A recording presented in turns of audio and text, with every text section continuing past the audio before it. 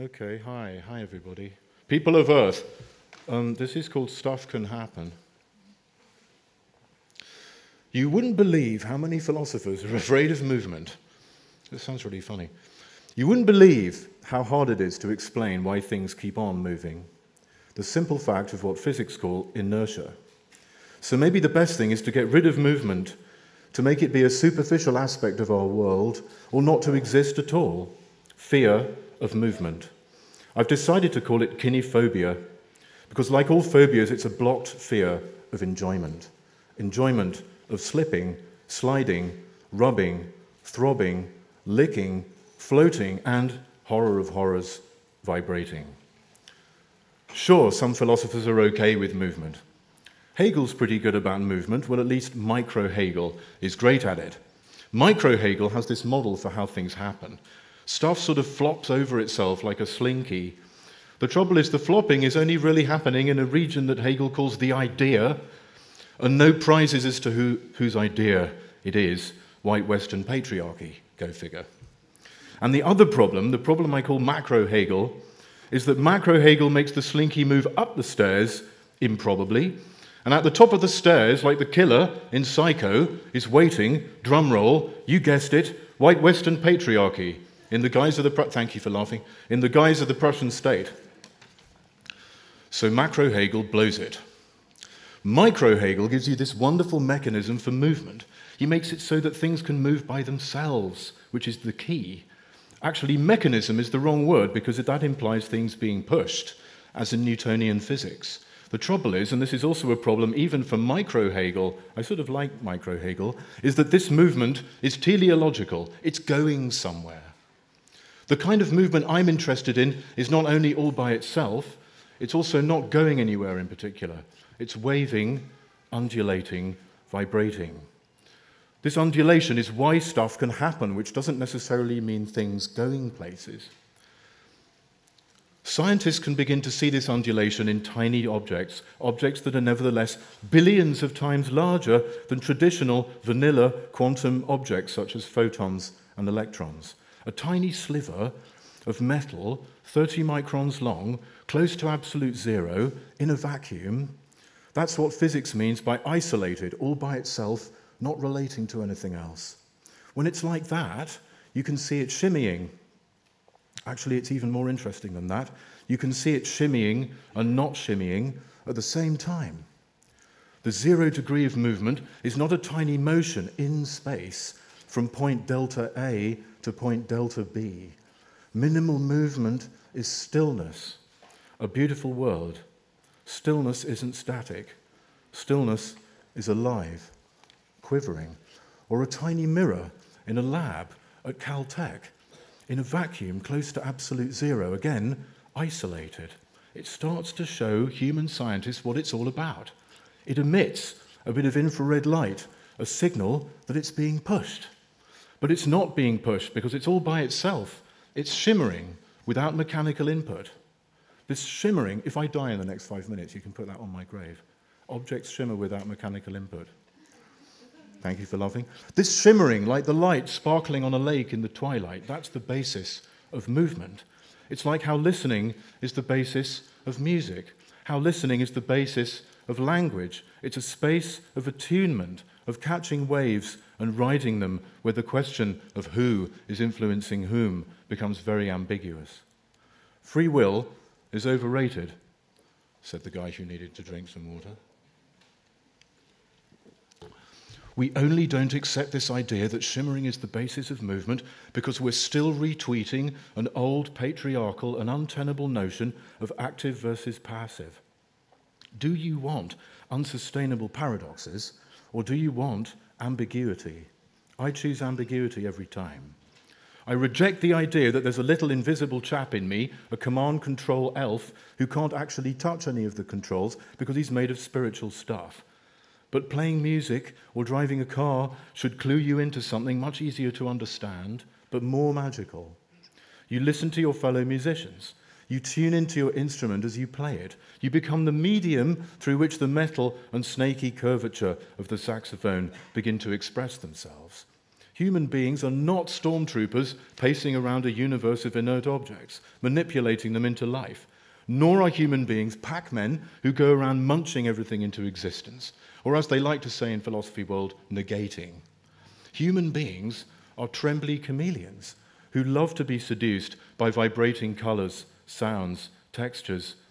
Art appreciation of any kind is a wonderfully available, even dirty, quick and cheap way of seeing something very deep about reality, namely that we are caught in intersecting patterns of undulation, that this passion isn't the same as static silence.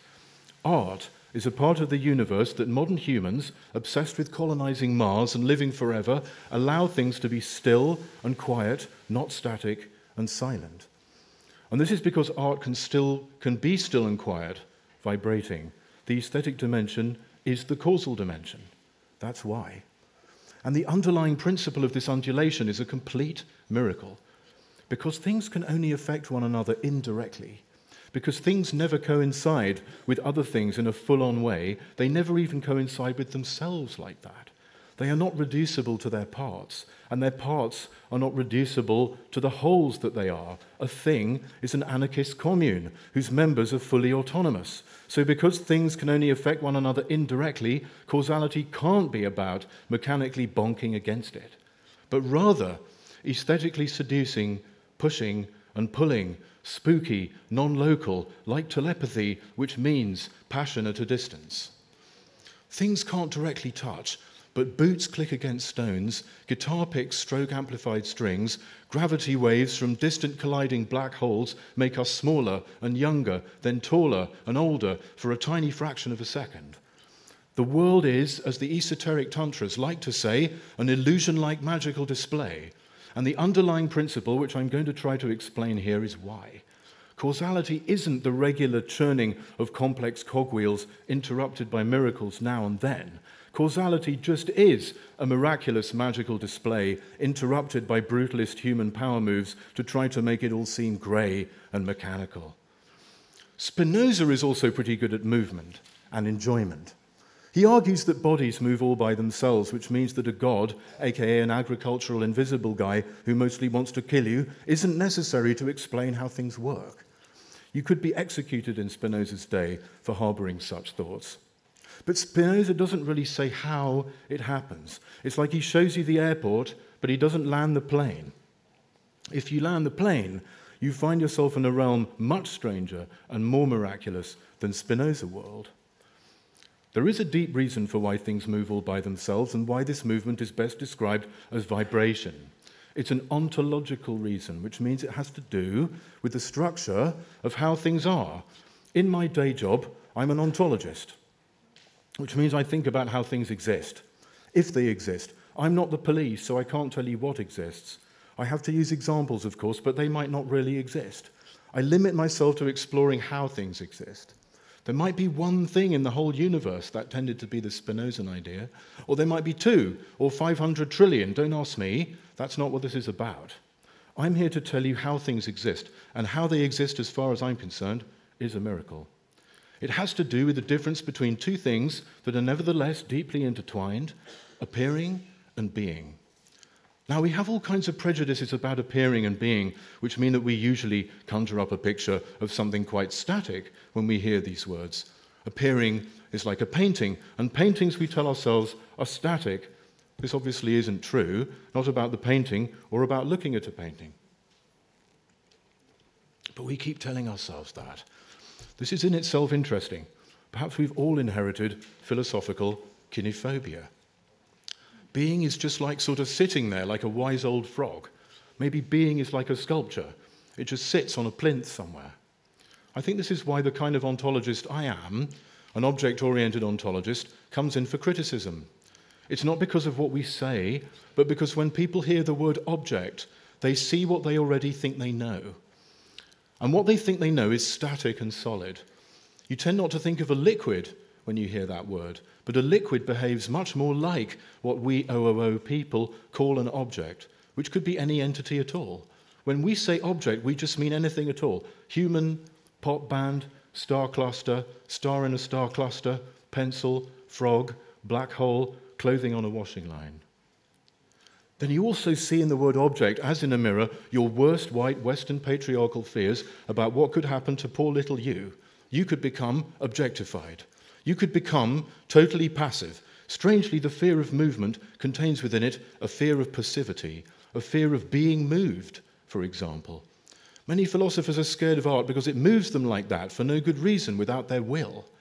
But free will is an overrated, Neoplatonic Christian retweet.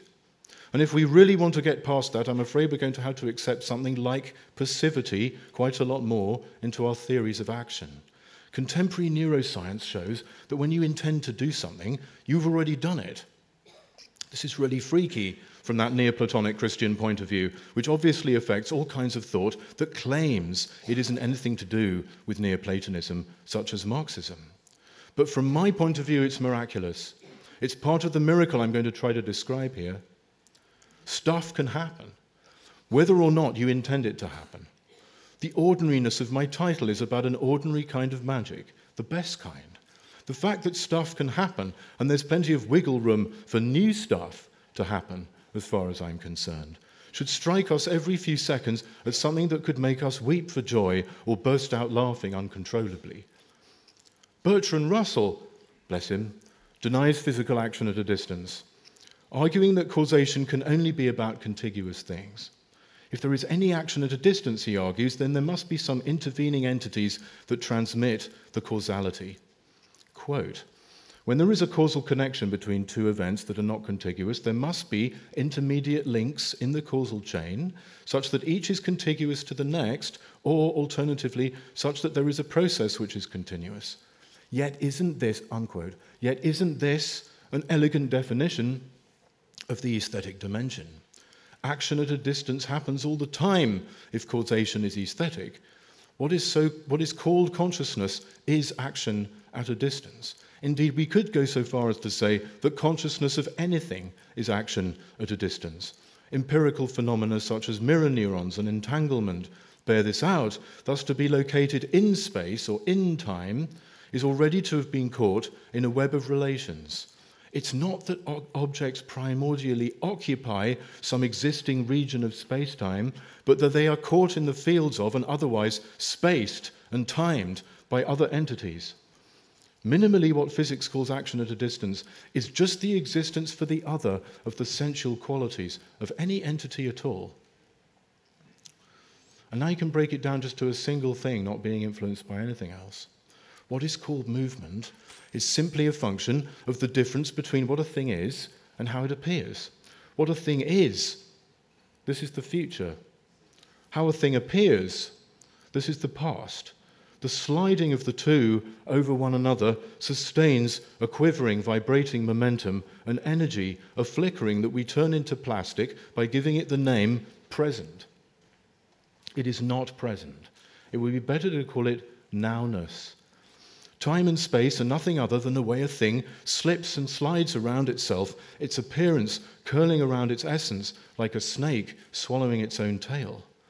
The difference between what a thing is and how it appears generates an inner structural instability, a fragility exactly like the hamartia or wound of a tragic hero. This hamartia defines the style of a particular entity, the particular way that its cookie is going to crumble. It's capable of crumbling all by itself. It doesn't need to be pushed by something else. Now, pushing by something else is exactly what we mean by mechanical theories of causality. The slippy, slidey quality of things, like liquid meringues, provides so much wiggle room in which different stuff can happen. New stuff can happen. There can be novelty. Rejoice. It sounds trivial that new stuff can happen, but actually, when you analyze it, it's one of the most remarkable, wonderful things about our reality ever. New stuff can happen because things aren't totally locked together, not totally capable of tracking one another perfectly, not reducible to one another. We don't live in a static lump. Revolutions and big bangs are fetishized as theistic miracles, something coming from nothing, and in the case of revolution, it's just the same old patriarchal story about some transcendental George Bush-like decider decreeing that things get underway, cutting into a continuum, let there be light. When you normalize the Big Bang theory for quantum theory, you find that there have been lots of medium-sized bangs. Maybe we should start normalizing revolution for quivering, vibrating stillness. Maybe then we could have many more of them. Maybe then they wouldn't be so scary and difficult to think about, because the basic energy of revolution is just the basic energy of a non-theistic miracle, of illusion-like magical display, which is the fuel of causality. Maybe the trouble with revolutions for sophisticated Marxist cool kids who seem to have lost their way in the caring about workers' stakes is that they are too easy, too unsophisticated. Just take this lead and plug it in, let's do a gig. Maybe something will happen, maybe not, maybe next time. We aren't action men, and we aren't pack men, and we aren't caught in terrifying prisons from which there is no escape at all. And being intelligent doesn't mean convincing you that my idea of prison is much scarier than yours, much more fucked up, much less easy to escape from. Since when did cynical reason take over, so that the smartest person in the room is the one who says that we are the most paralyzed?